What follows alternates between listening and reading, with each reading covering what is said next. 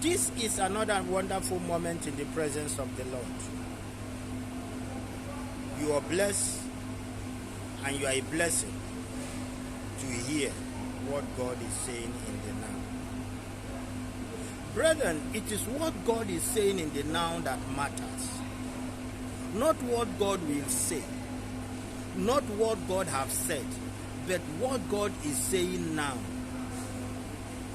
What he said to you now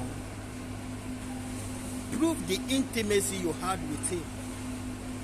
Prove the oneness you are with him. Prove the cordial relationship and mutual understanding you have between him and you. You don't use what God said yesterday to run your life today. No. You don't use what God will say tomorrow to run your life today. No. But you use what God is saying to you now in the present. Because it is what he said to you now that determines what you will do and determines where you are going. Some people will come and tell you what God said to them 30 years ago. Good and fine. If you tell me what God told you 30 years ago, the only thing I will ask you, what is God saying now? And if you tell me what God will do in 30 years to come, no problem. The most important thing is what God is saying to you now. Because now will later become yesterday. And now we push you to the future. So if you are not in good tone with God now, no matter what you are doing, it is null and void. Jesus made us to understand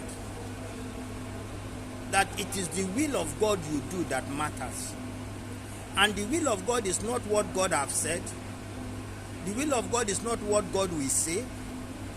The will of God is what God is saying to you now, which you do now, that will take you to the next level, which you do now that will change your life. At any point in time, any moment, God is ever omnipresent. Therefore, a proof of his omnipresence is his voice you hear. This is practical, not theory. Jesus Christ the same yesterday, today, and forevermore.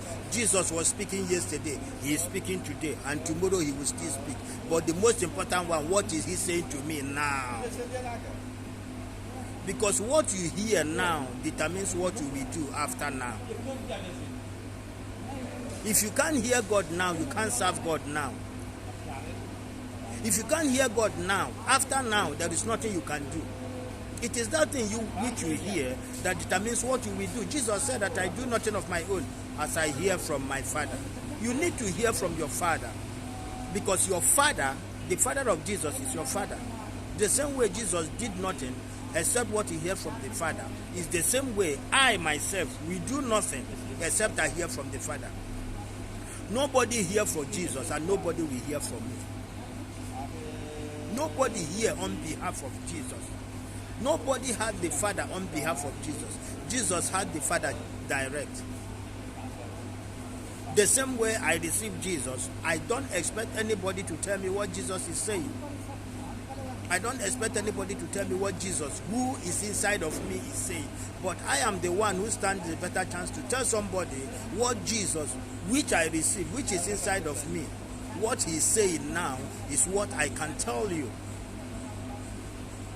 Because what he tells me now, which I say now, is a clear indication he is in me. If I can't hear him now, then there is an error. It's either he's not in me, or he's in me, or I don't pay attention to him. So likewise, every believer, nobody's supposed to hear God for you.